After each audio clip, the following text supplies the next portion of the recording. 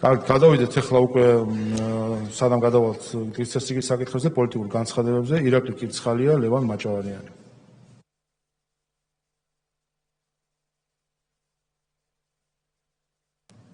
მოგესალმებით.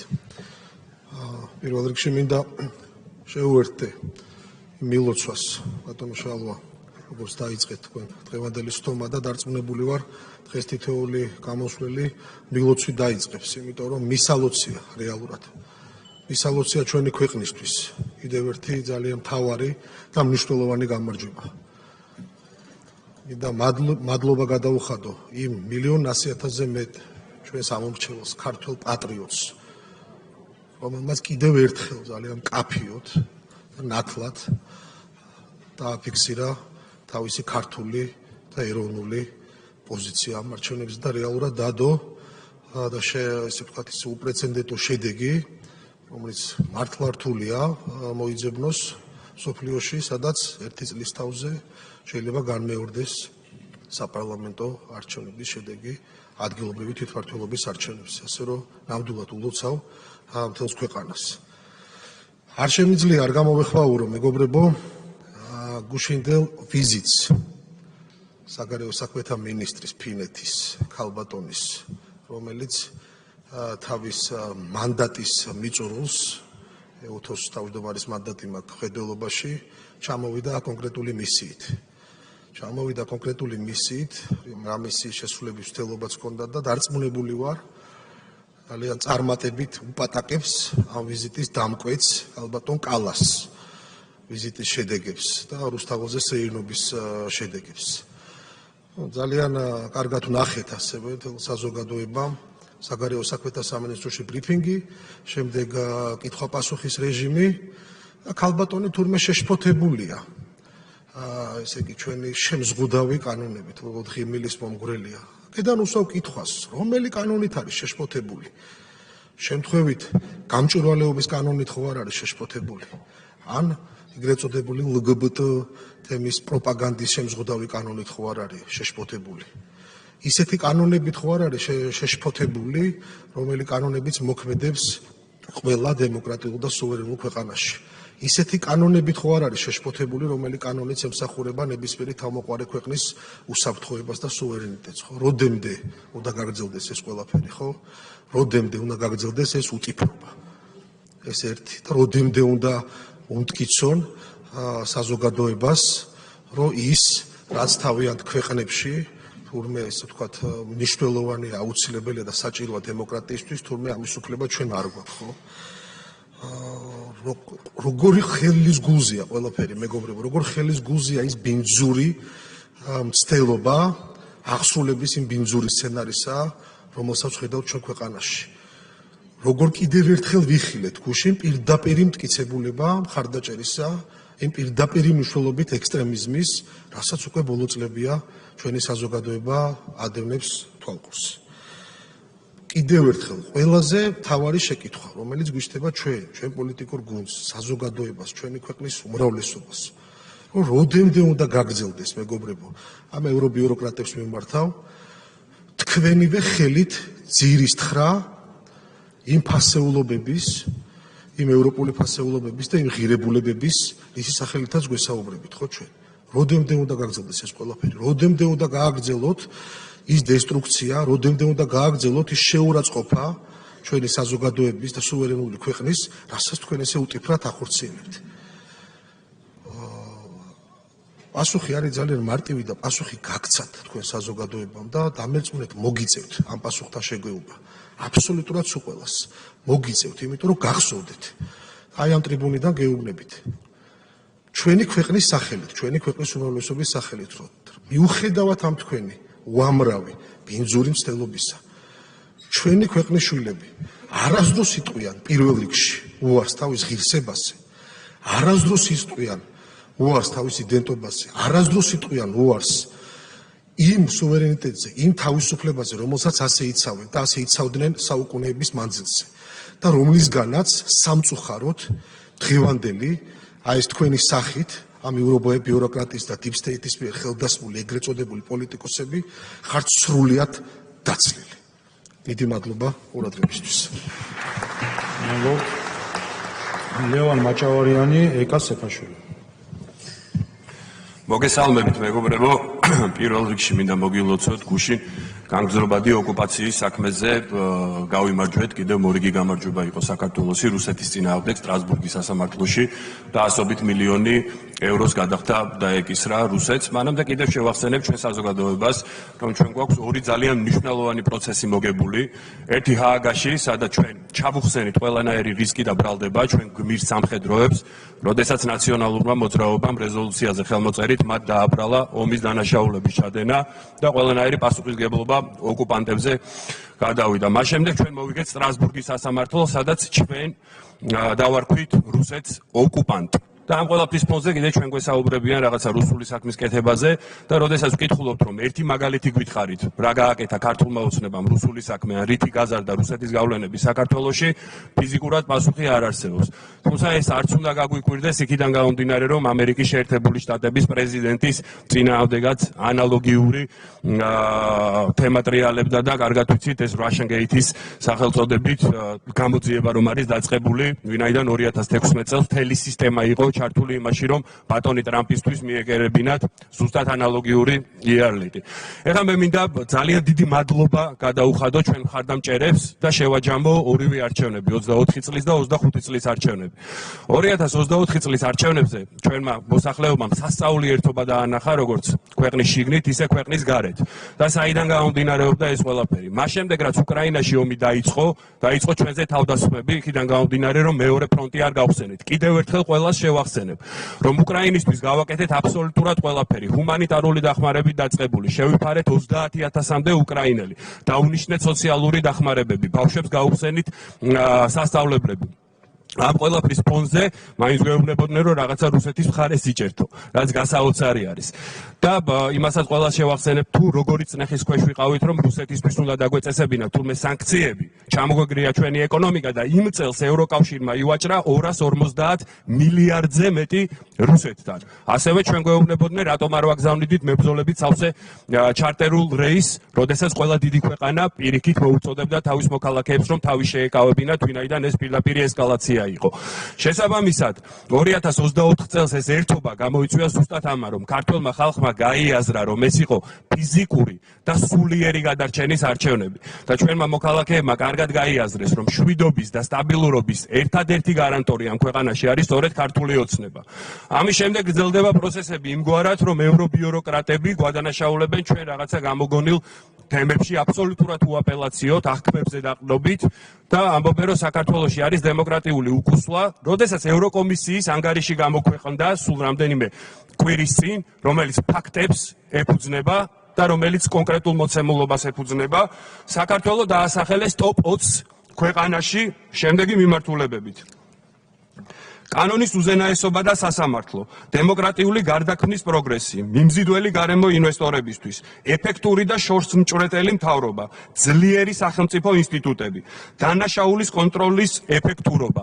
და აქ მე ხაზი მინდა გაუსვარო, სულ რამდენიმე წელიწადში, ოცეულში კი არა, სამეულში აღმოჩნდებით, ბატონი გეკა გელაძე რო შეუდგა თავის საქმიანობას, თქვენ ხედავთ თუ როგორი დაუნდობელი ბრძოლა არის გამოცხადებული ორგანიზებული დანაშაულის წინააღმდეგ და ნარკორეალიზატორების წინააღმდეგ და ზოგადად კრიმინალის წინააღმდეგ. და ასევე ტოპ 20 ქვეყანაში დაგვასახელეს კორუფციის სიმცირის კუთხით და აქაც ვფიქრდებით ჩვენ საზოგადოებას, რომ სულ რამდენიმე წელიწადში ტოპ 3 ქვეყანაში აღმოჩნდებით, როდესაც ბატონმა კობახიძემ დაიკავა პრემიერ-მინისტრის თანამდებობა, ყველა სახელმწიფო განკარგულება არის აბსოლუტურად გამჭვირვალე, შეიქმნა სახელმწიფო ეფექტურობის დეპარტამენტი კორუფციის აღმოფხვრაზე, რომელიც მუშაობს, გაძლიერდა სახელმწიფო აუდიტის სამსახური, ბატონი მამუკა მდინარაძე გახდა სახელმწიფო უსაფრთხოების სამსახურის ხელმძღვანელი, სადაც შედის ანტიკორუფციული ბიურო და ხედავთ თუ როგორი დაუნდობელი ბრძოლა არის გამოცხადებული კორუფციის წინააღმდეგაც.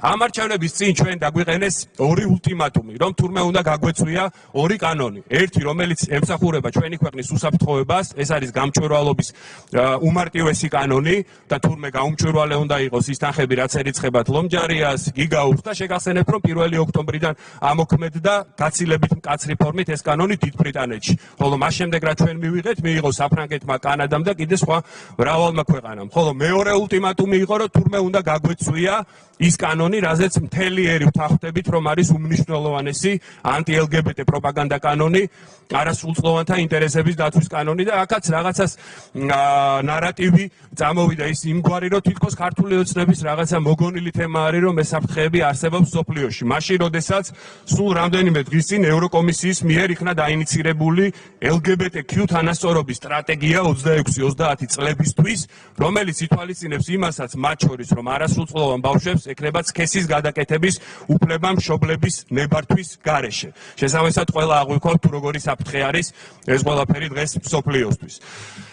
ერთი რაღაცის თქმა მინდა, რომ მე მგონი ევრობიუროკრატებმა ჩვენი ერის ისტორია არიციან, ჩვენი ხასიათი არიციან, ჩვენი იდენტობა არიციან. ქართველებმა დაახლოებით 17 საუკუნის წინ მოახდინეთ იდენტიფიცირება ჩვენ სულიერ თავგადასავალთან და ჩამოყალიბდა ჩვენი იდენტობა.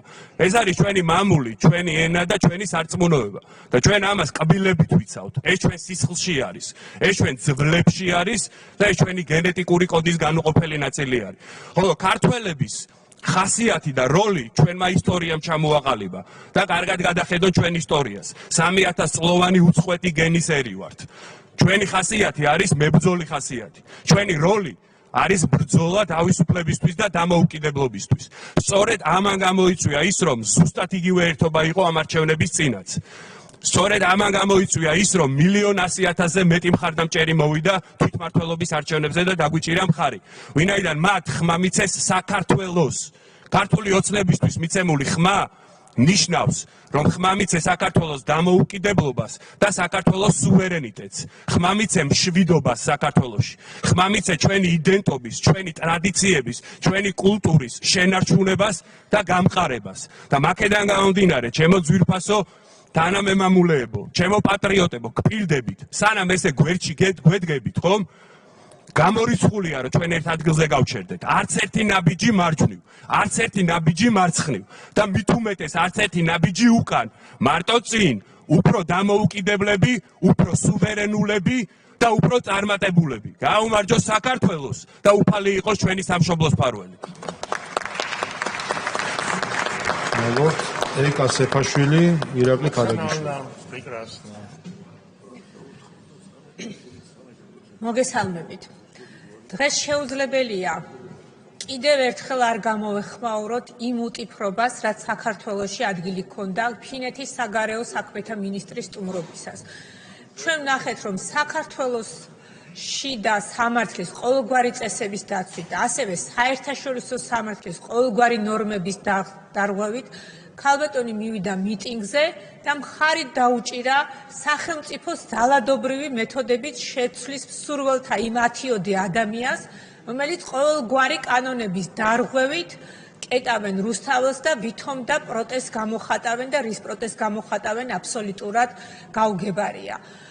და ეს არის ქალბატონი ამ ეტაპზე წარმოადგენდა ერთის მხრივ ფინეთის საგარეო საქმეთა მინისტრს და მეორეს მხრივ ჩამოსული იყო საქართველოში EUTHO-ს როგორც თავმჯდომარე ქვეყანა.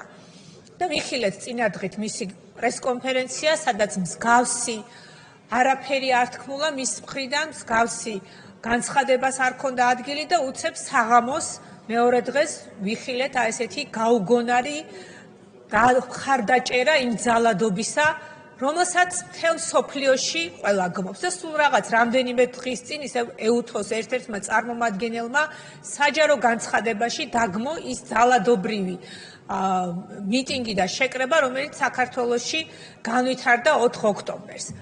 და ესეთი ორმაგი მიდგომები და ორმაგი სტანდარტები უცხო არ არის ჩვენი ქვეყნის მიმართ სხვადასხვა ევრობიუროკრატებისა და დასავლელი პოლიტიკოსების მიერ. და ქართველი ხალხისათვის ძალიან რთულია ასეთი ორმაგი მიდგომების ატანა, ასეთი უსამართლო განცხადებების მოსმენა და ამაზე ყველაფერზე მშვიდად რეაგირება.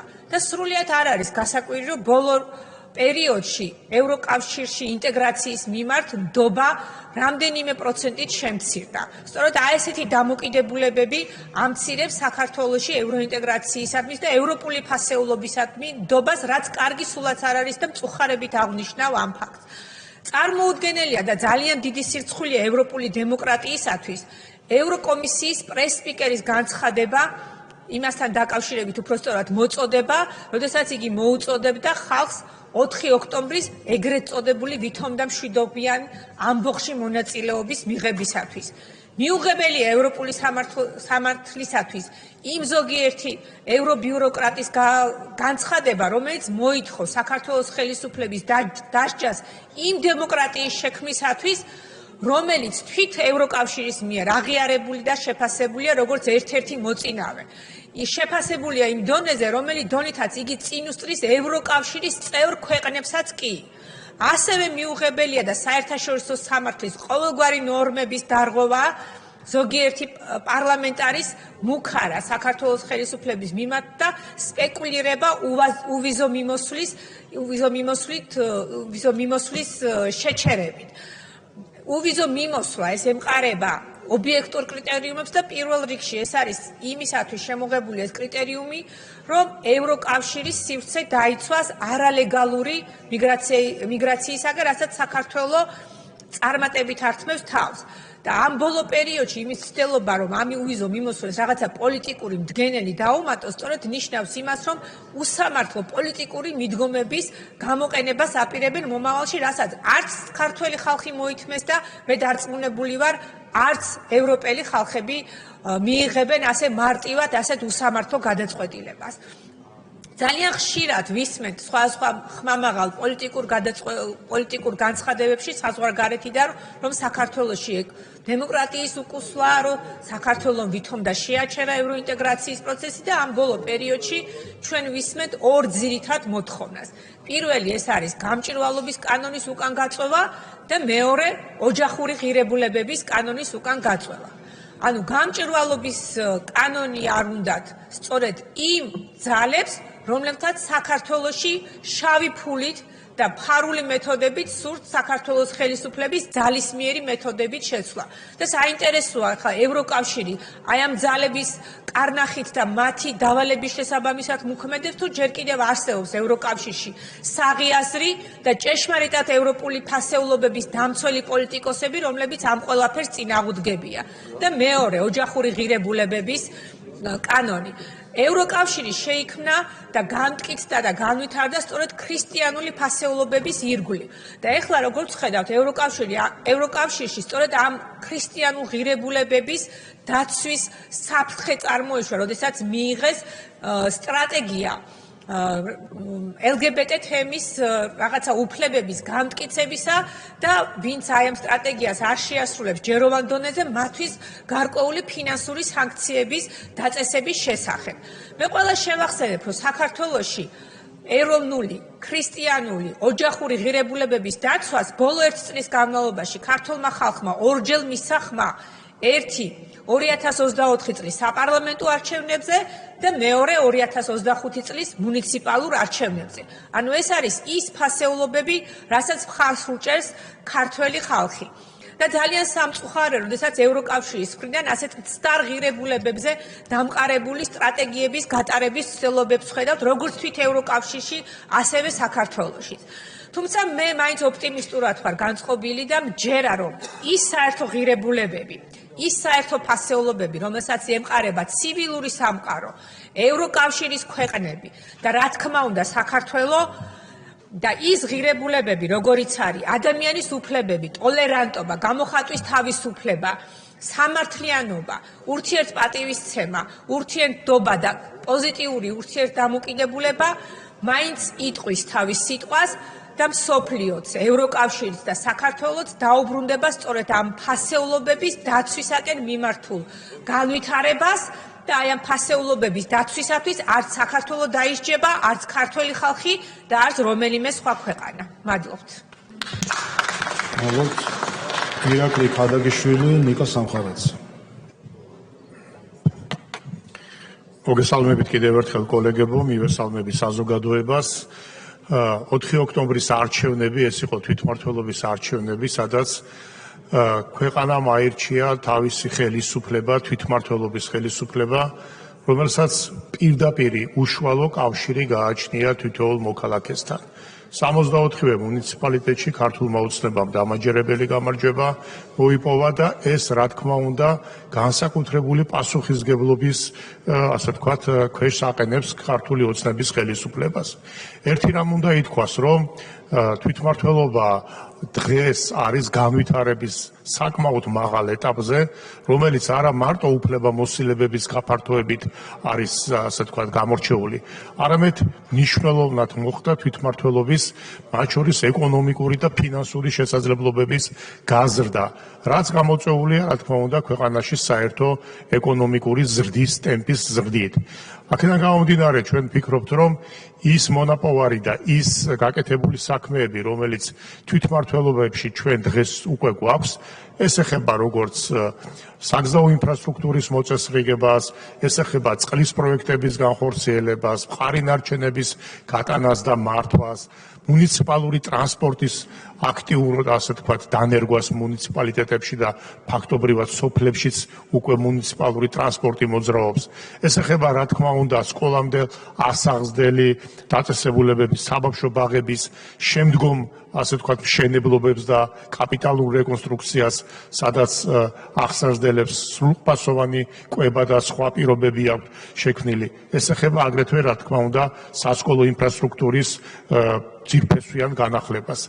საკითხია აგრეთვე დღეს გვაქვს იმის საშუალება, რომ მოხდეს მათ შორის სოციალური პოლიტიკის ისეთი შემადგენელი ნაწილების, როგორც არის უმწეოთა დახმარება, ჯანდაცვის პროგრამები, მუნიციპალურ დონეზე ამ საკითხების წინ წამოწევა და კიდევ უფრო ეფექტურად გადაჭრა. ეს არის რეალური პოლიტიკა, სწორედ ის პოლიტიკა, რომელიც ხალხს უშუალოდ დაინტერესებს და ხალხის ცხოვრების დონეზე პირდაპირ არის ასახული. ამავდროულად ჩვენ ხედავთ, რომ ამას აქვს თავისი პოლიტიკური მდგენელიც, როდესაც ადამიანებს ჯერა იმისა, რასაც ხელისუფლება ეუბნება და ვინც საარჩევნო კამპანიაში ვიყავით ჩართულნი, ჩვენ ხედავთ, რომ ყოველი გაცემული დაპირება მოსახლეობის მხრიდან არის დობით აღქმული, იმიტომ რომ ადამიანები ხედავენ, რომ ყოველწლიურად მათ მუნიციპალიტეტში, მათ ქალაქში, მათ სოფელში კონკრეტული საქმე მიდის წინ და ეს ნდობა დღეს ხელისუფლებას და რაც ყველაზე კარგია თვითმმართველობას მოპოვებული აქვს. ამიტომ ამას შემდგომი რო იტყვიან გაძლიერება და გამყარება სჭირდება. ჩვენ როგორც თვითმმართველობის კომიტეტი რა თქმა უნდა დღესაც განვიხილავთ ისეთ საკითხებს, რომელიც სწორედ თვითმმართველობის გაძლიერებას და განვითარებას შეეხება. და დასასრულს მინდა ერთი რამ აღვნიშნოთ. ეს არის ის, რასაც ქართველი ხალხი დემოკრატიული არჩევნებით, მშვიდობით და განვითარებით აღწევს. მაგრამ ამის პარალელურად, რა თქმა უნდა, მიმდინარეობს დესტრუქციული ტალღა, დამხობის 4 ოქტომბერი და დამამხობელთა გარედან გაკეთებული განცხადებები, რომ რამენაირად სტაბილური და განვითარებული საქართველო ისე არ გაძლიერდეს, რომ მისი მარიონეტად გამოყენების ყველა შანსი დაკარგონ. გუშინად ჩვენ ვიხილეთ სწორედ ამის ერთი ნათელი მაგალითი.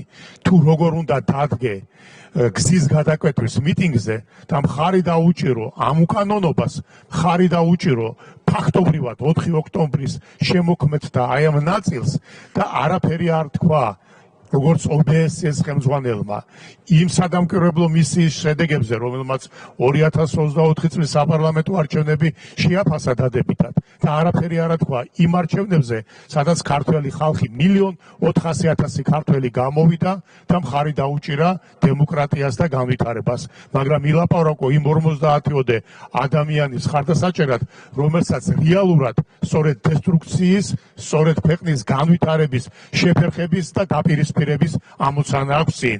მაგრამ კიდევ ერთხელ ვიმეორებ, ვერაზროს ვერ მოერევი ქართველი ადამიანის ხედვას და არჩევას, მშვიდობისა და უკეთესი მომავლისაკენ მიმართავს.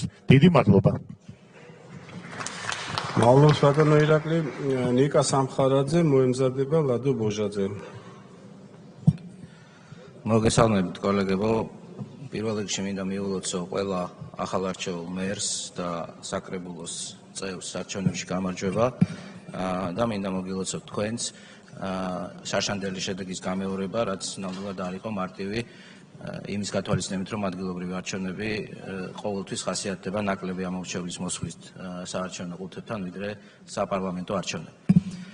ახლა შეეხება ძირითად საკითხს, რომელზეც მინდა ვისაუბრო, ჩვენ 11-13 ოქტომბერს საქართველოს პარლამენტის დელეგაცია ჩემი ხელმძღვანელობით იმყოფებოდა სლოვენიაში, ლიუბლიანაში, სადაც გაიმართა ნატოს საპარლამენტო ასამბლეის ყოველწლიური სესია. ჩვენი დელეგაცია საკმაოდ ნაყოფიერად იმუშავა და მე მადლობა მინდა უთხრა ქალბატონ მარიამ ლაშხს და ბატონ ლევან მახაშვილს იმისათვის, რომ მათ არ დაიშურეს ძალისხმევა, ესაუბრნენ ყველას, ვისთანაც შესაძლებელი იყო საუბარი, იმისათვის, რომ ჩვენი შესწორებები შესულიყო ნატოს საპარლამენტო ასამბლეის რეზოლუციებში და ანგარიშებში. ეს შესწორებები ეხებოდა მათ შორის რუსეთის მიერ 1990-იანი წლებიდან განგრძობით ოკუპაციას საქართველოს ტერიტორიების, როგორც აფხაზეთის, ასევე ცხინვალის რეგიონის. ეს შესწორებები შეეხებოდა ასევე 2008 წლის მოვლენებს და შემდგომ ოკუპაციას. შესწორებები შეეხებოდა საქართველოს მიერ სანქციების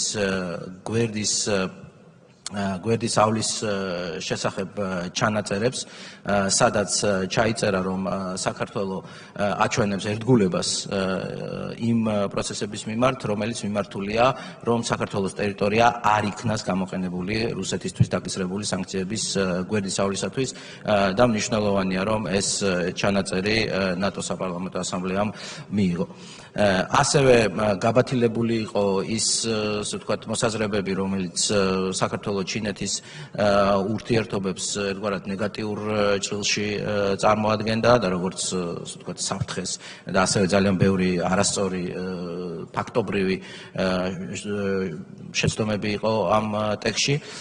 მოკლედ შემიძლია ვთქვა, რომ ჩვენი შესწორებების და ჩვენი შეთავაზებების და ჩვენი ფორმულირებების უდიდესი ნაწილი 80%-ზე მეტი, 90% იყო გათვალისწინებული.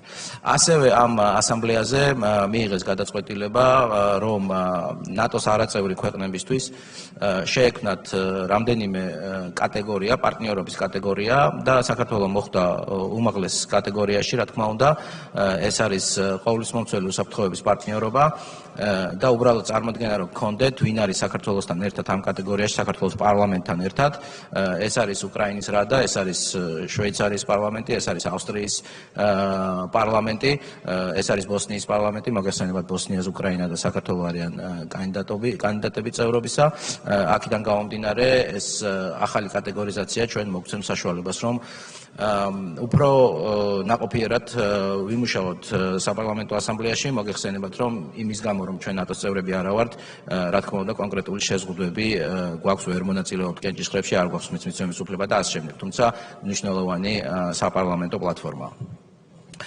ახლა არ შემიძლია არ გამოვეხმაურო გუშინდელ ამბავს, მე როგორც საქართველოს დელეგაციის ხელმძღვანელი, ასევე მეორე საპარლამენტო ასამბლეაში, ეუთოს საპარლამენტო ასამბლეაში, მკაცრად ვგმობ იმ აქტს, არამეგობრულ აქტს, რომელიც გუშინ ეუთოს თავმჯდომარე ქვეყნის საგარეო საქმეთა მინისტრმა ჩაიდინა. ეს გარდა არამეგობრული აქტისა იყო ასევე ქვეყნის შიდა საქმეებში უხეში ჩარევა და ასევე იმ ფაქტის უგულებელყოფა, რომ სულ რაღაც 10 დღის წინ საქართველოში ადგილი ჰქონდა ხელისუფლების ძალადობრივი დამხობის ცდელობას. დღეს ქალბატონი ვალტონენი იმყოფებოდა საოკუპაციო ხაზზე და მან გაავრცელა განცხადება, რომ ფინეთი მტკიცედ და ერთგულად უჭერს მხარს საქართველოს ტერიტორიულ მთლიანობას და სუვერენიტეტს. ამაზე ანათქვამი ფიციმ წამს ბოლო მაკვირვებსო. ძალიან კარგია და მადლობელი ვართ, რომ ფინეთი უჭერს მხარს საქართველოს ტერიტორიულ მთლიანობას, თუმცა სუვერენიტეტის მხარდაჭერა ნიშნავს იმას, რომ შენ არ უნდა ჩაერიო სხვა ქვეყნის საქმეებში, არ უნდა დაიჭირო ამ ქვეყანაში შიდა პოლიტიკური რომელიმე პარტიის პოზიცია და როგორც მინიმუმ უნდა გაემიჯნო ძალადობას, თუ ამის დაგმობის თავი არ გაქვს. ამიტომ ეს იყო ნამდვილად ძალიან არამეგობრული ჟესტი და მე გვირდებით რომ შემდეგ საპარლამენტო ასამბლეაზე, უთო საპარლამენტო ასამბლეაზე მე ამ საკითხს დავაყენებ. თუმცა იმას ვერ გვირდებით რომ როდესაც ეს შემდეგი საპარლამენტო ასამბლეა გაიმართება, ეს ქალბატონი ისევ იქნება ეუთოს თავმჯდომარე, იმიტომ რომ მას დაახლოებით ერთ თვეში ვადა გაზდის. თუმცა ნატო საპარლამენტო ასამბლეა სწორედ შექმნილია საპარლამენტო ზედამხედველობისთვის, უკაცრავად ეუთოს საპარლამენტო ასამბლეა არის ეუთოს ქმედებებზე საპარლამენტო ზედამხედველობისთვის შექმნილი და ჩვენ, როგორც ეუთოს სრულუფლებიანი წევრი ქვეყანა, სრული უფლება გვაქვს, რომ ეს საკითხი დავაყენოთ ასევე საპარლამენტო ასამბლეაზე და კიდევ ერთხელ მკაცრად დავგმოთ ეს საქციელი. დიდი მადლობა. მადლობთ ბატონი ვლადიმერ ბოჟაძე, შემდეგ ქალბატონი გრეტა წიწავა. მადლობა ბატონო თავმჯდომარე, მოგესალმებით კოლეგებო, ყველას მინდა წარმატებული საშემოდგომო სესია გისურვოთ.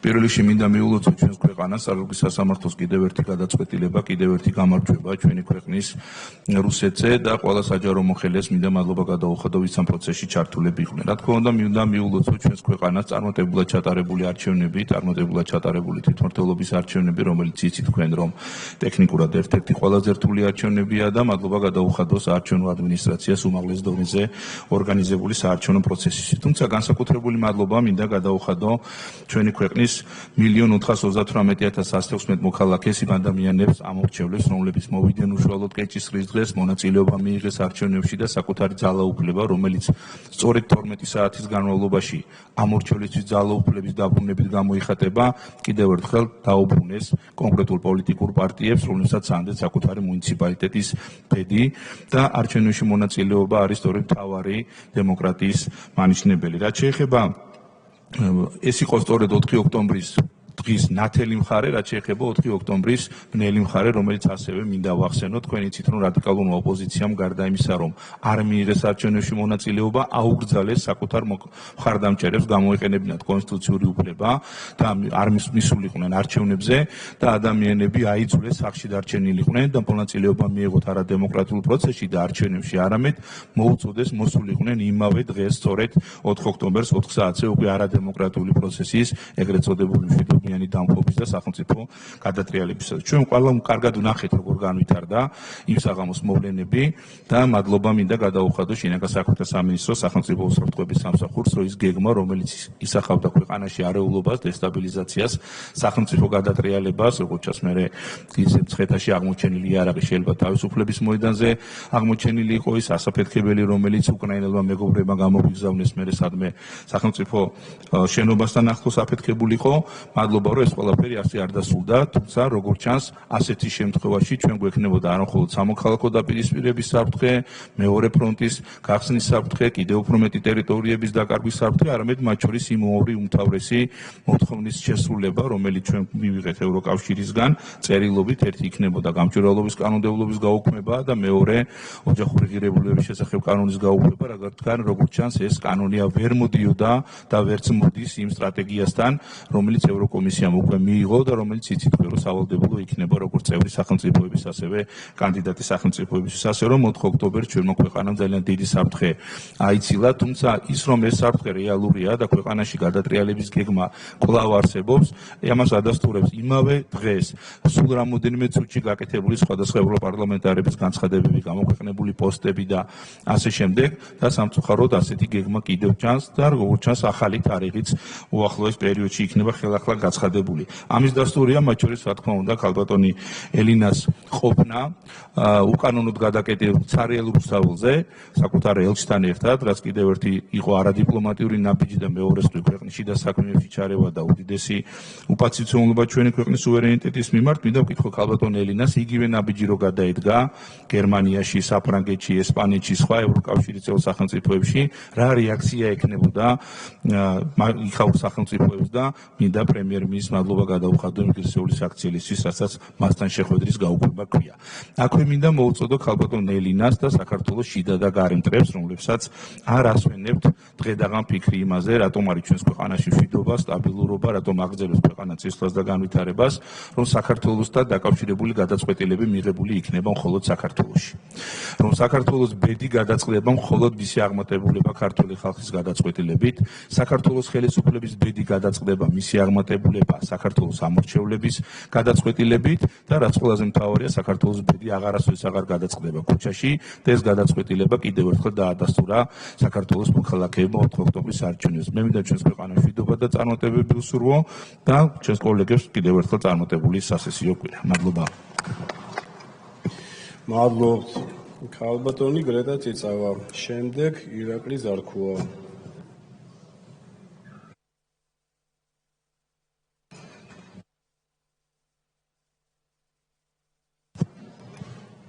მოგესალმებით კოლეგებო. მინდა მოგილოცოთ თქვენ ქართულ ხალხს თვითმმართველობის არჩევნების მაღალ დონეზე ჩატარება და დამაჯერებელი გამარჯვება. ჩვენი გუნდის გაცხადებულმა პოლიტიკამ, ქვეყანაში მშვიდობამ და ხალხის კეთილდღეობაზე ზრუნვამ არათუ განამტკიცა ქართული ოცნების რეიტინგი, არამედ საგრძნობლად გაიზარდა კიდევაც. წინა საარჩევნო პერიოდში კარგად ხედავდით, ვინ სად აწარმოებდა საარჩევნო კამპანიას. ქართული ოცნება ქართველ ხალხთან საქართველოში, ხოლო რადიკალური ოპოზიციის წარმომადგენლები მორიგი დავალების მისაღებად უცხოეთში იყვნენ წასულები.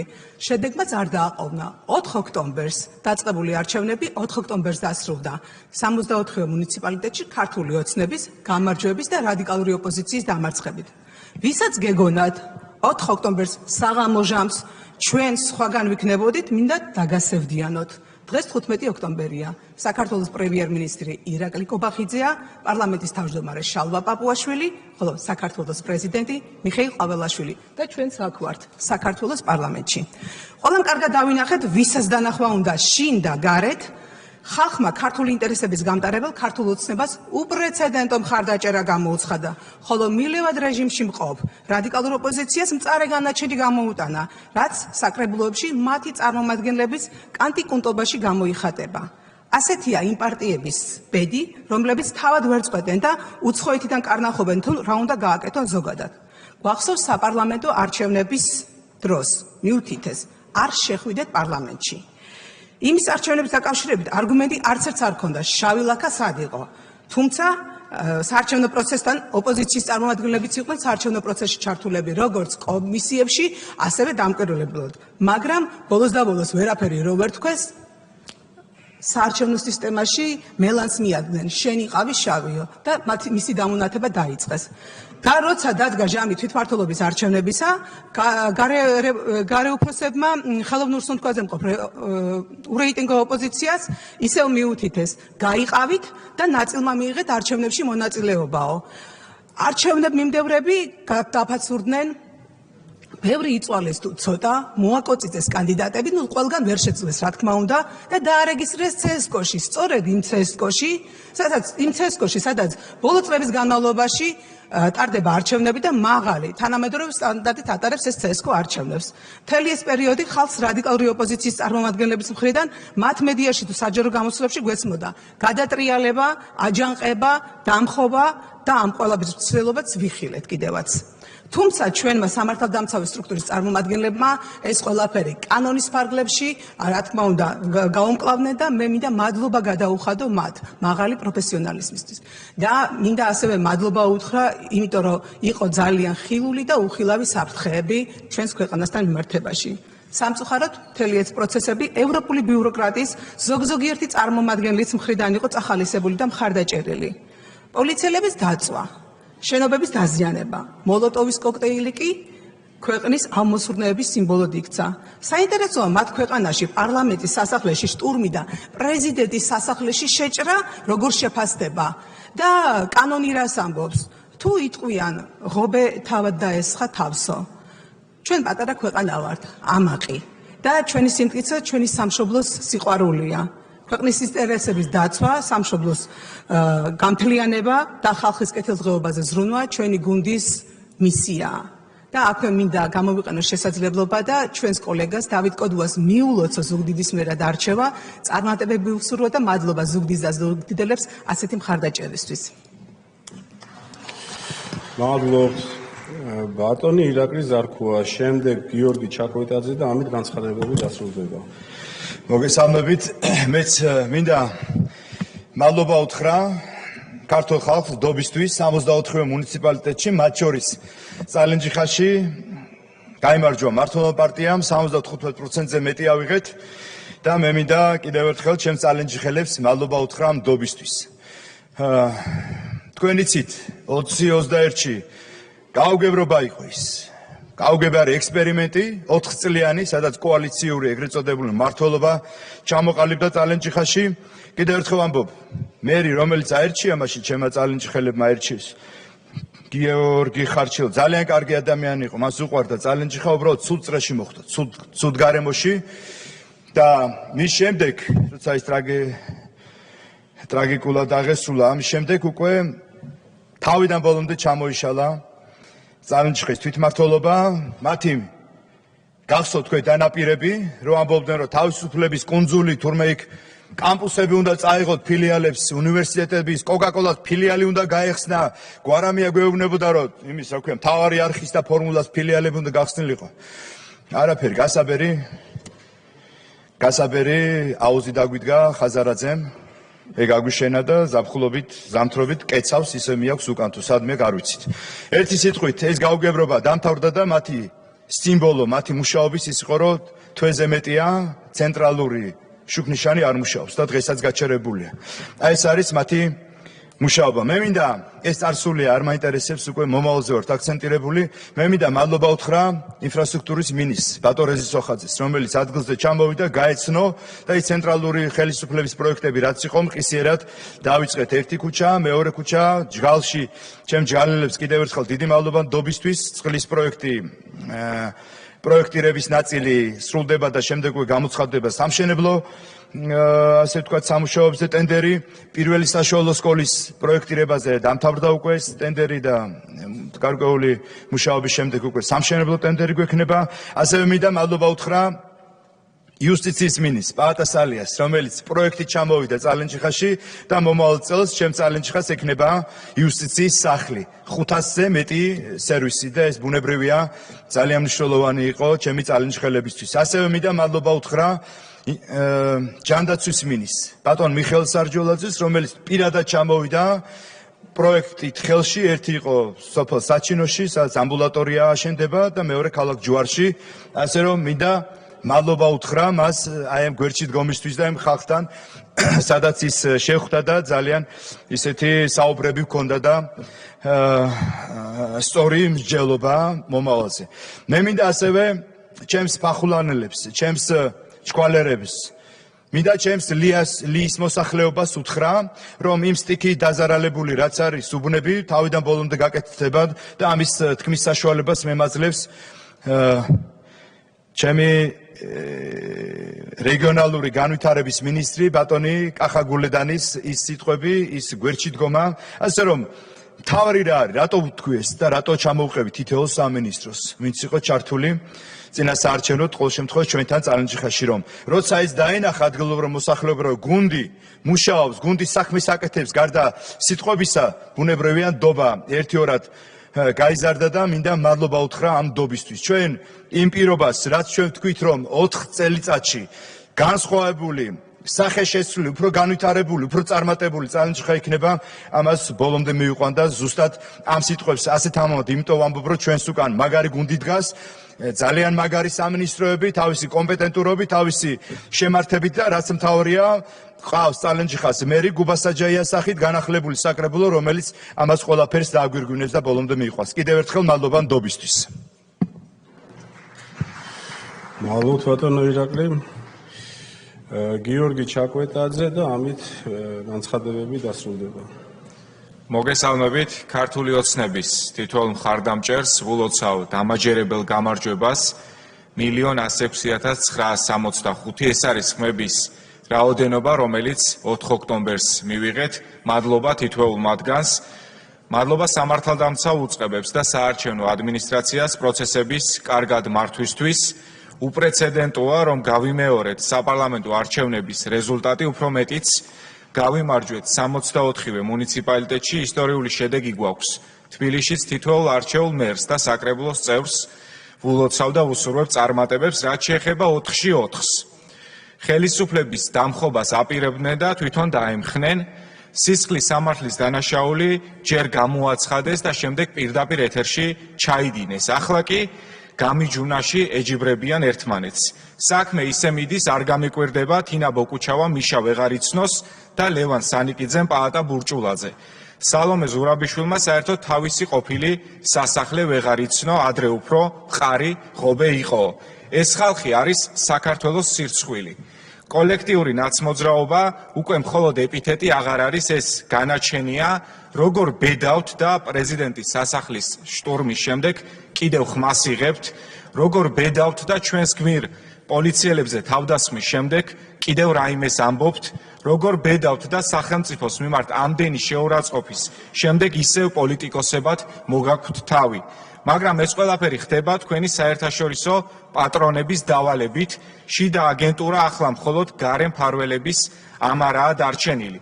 ის ქალბატონიც ელინა ვალტონენი გუში რომ რუსთაველზე ჩამოიარა და ვენის კონვენცია თავზე დაგვახია, ამის ნათელი გამოხატულებაა. საქართველოს ერთ-ერთ უმშვენიერეს კუთხეში სამეგრელოში აქვთ ასეთი ფრაზა: ქიმთუტურე დაჩხირს.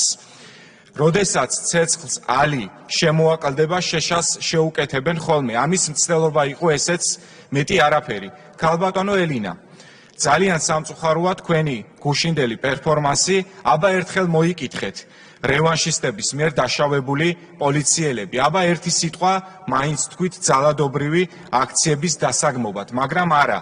წარმოუდგენელია, რომ ევროპის უსაფრთხოებისა და თანამშრომლობის ორგანიზაციის თავმჯდომარე, ფინეთის საგარეო საქმეთა მინისტრი ასე პოზიციონირებს. ამ საქმიდან არაფერი გამოვა.